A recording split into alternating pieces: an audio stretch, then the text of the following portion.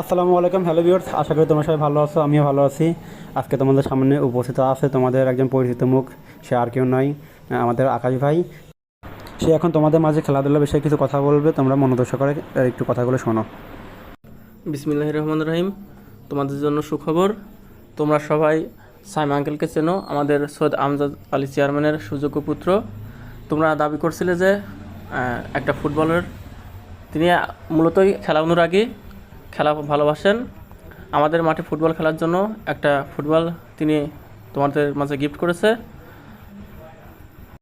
আজ ব্যস্ততার কারণে সে আমাদের মাঝে উপস্থিত হতে পারে নাই।